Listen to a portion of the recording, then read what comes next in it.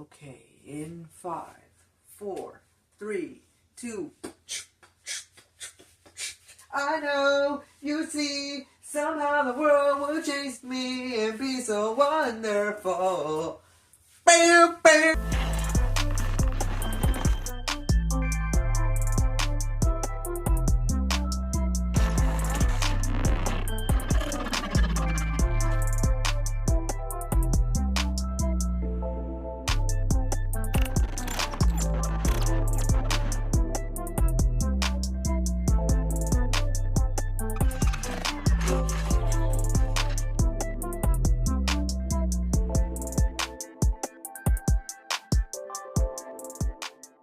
Yo, what's up guys, it's Primus Reviews here, and welcome back to my channel. Now, welcome to part 2 of a little series that I did called my top 5 favorite Transformers from Studio Series that I have so far in my collection. Now, last time I did the Autobots, now it's time for me to do the Decepticons. But if you guys haven't checked out that video, please make sure to check it out. But yeah, I am really excited as the Decepticons have been a lot of Decepticons, and yeah, there are quite a few that I do like. Now again, there have been some good, and there have been some, but it's okay because nonetheless, here are my top 5 favorites. Now, this won't be in particular order. It's just going to be a random 5 that I do like. So if one scales above the other, don't worry. It's not a ranking. It's just my top 5 overall. But yeah, before we get started, please make sure to like and subscribe. Make sure to post notifications. That way you guys don't miss a single upload. I really hope you guys do enjoy this video. So without further ado, let's get started. Starting off with our first one here, we do have Studio Series number 91, Decepticon The Fallen. Now, when this figure was again first shown and first announced to us, man, we were excited, we were ready, and when they finally showed us this big bad boy, yeah, he was definitely worth the hype. This figure was a long time coming, and whoa boy, is this figure really cool. The fact that this figure looks as cool as it does is honestly amazing. To the blue, to the black, to just every little detail behind this guy is fantastic. Now, again, we never had a very accurate The Fallen before, and this has to be one of the best The Fallens we have ever gotten, and the fact that he's so big and it's fantastic. Now, the posability is a little bit limited, but that doesn't stop this guy from looking really cool because, again, at the end of the day, this figure looks like The Fallen, he feels like The Fallen, and even though he only had about like 20 seconds of screen time, it's okay because you know what, he at least still looks cool. There you go. Taking a look here at our next one here, we do have is the Transformers Bumblebee Movie Studio Series Dropkick, the vehicle form. Yeah, when the helicopter form came out, yeah, it's bad, okay? It's really bad. No one liked it. I hated it. It was an instant shell form, and every time I saw it, I just wanted to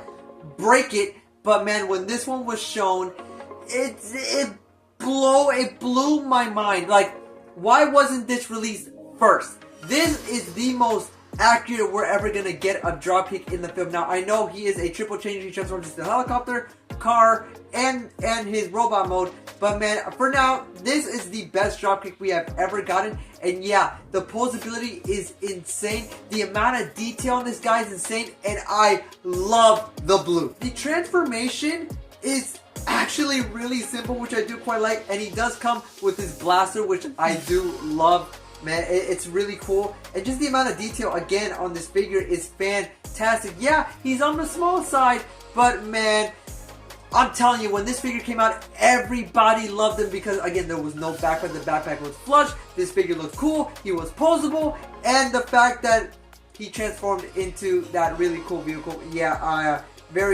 I just love this figure so much. And I'm so glad that I got him when I did because now he's going for a bunch. He's going for a bunch. But yeah, this figure is amazing. And if you guys don't have him, please get him because, yeah, it's Dropkick. I'm sorry he died easily. Well, technically, gotcha. Right.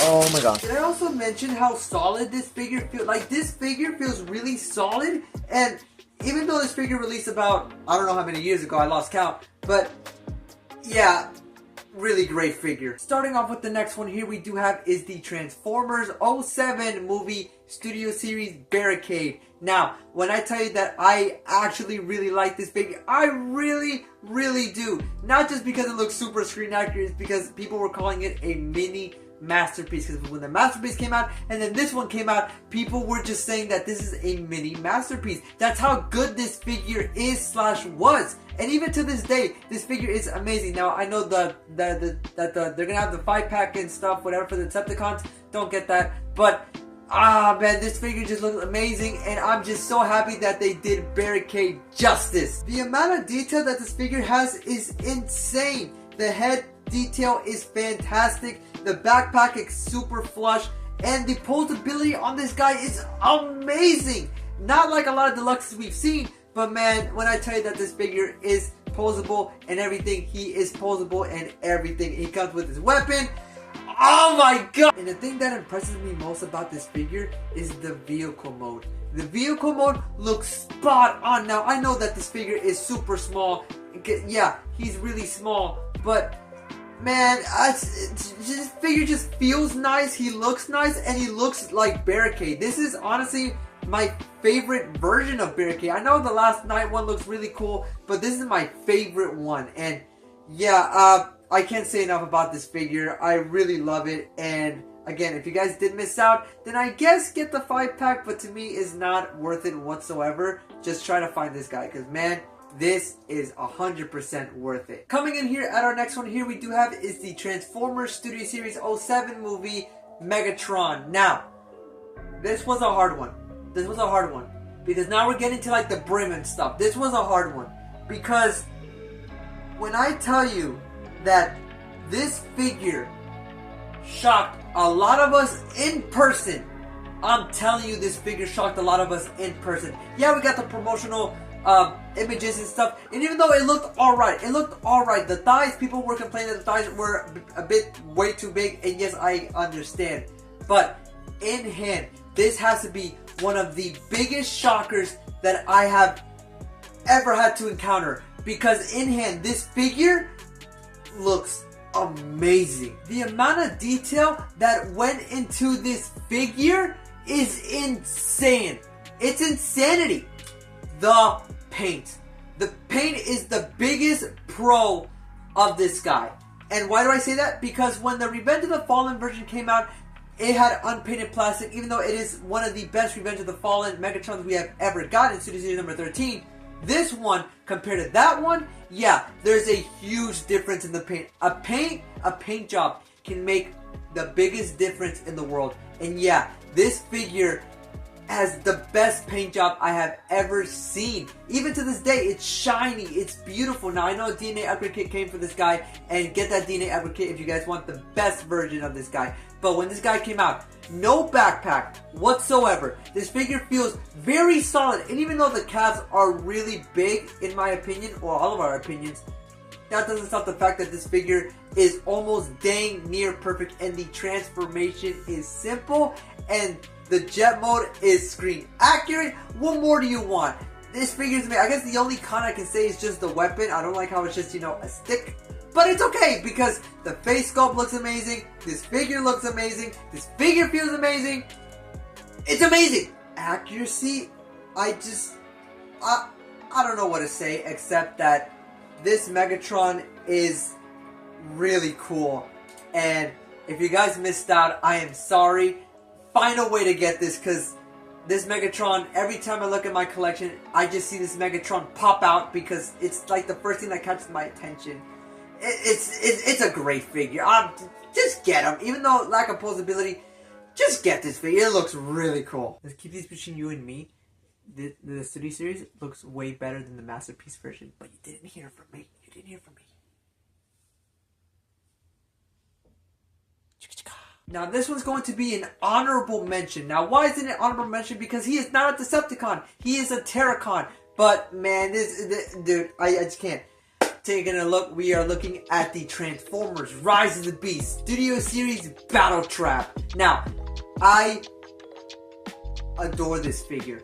Not just because it looks good. He feels amazing, and the amount of detail on this figure is fantastic, and the screen accuracy is there. The posability on this guy is there. I just can't say enough that this figure has to be the biggest shocker for me in this list, because even though he's an honorable mention, this figure, it just looks freaking fantastic. The fact that he looks as accurate as he does, the fact that this figure exists is astonishing to me, because man, there's very little cons with this guy. The only cons that I do have about this guy is just these back pieces that I don't like, and just everything in the vehicle mode doesn't want to stick together. Other than that, this figure is amazing. This figure is so accurate. Now, I'm sad that he died very easily, but you know, it's okay, because at the end of the day, this figure feels,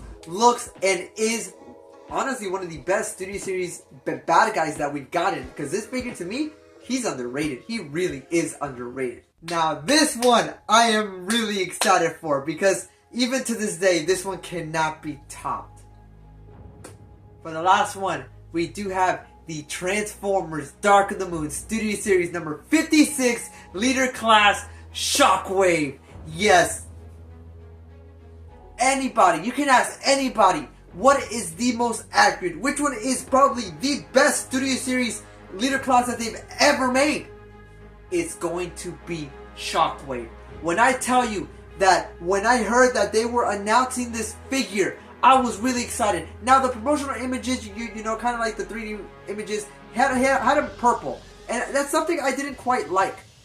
But, in hand, boy, is this the most accurate version of Shockwave we have ever gotten for studios or anything. It tops the old Voyager that we had back in 2011. This figure, it cannot be topped. This figure is one of the best figures that Studio Series has ever made. I know it's a retool of the Revenge of the Fallen Studio Series number 13 Megatron. But do you see it anywhere? No, you do not see it anywhere. You want to know why? Because that's how much of a remold this figure is. Everything is brand new. It's retool. It's insanity.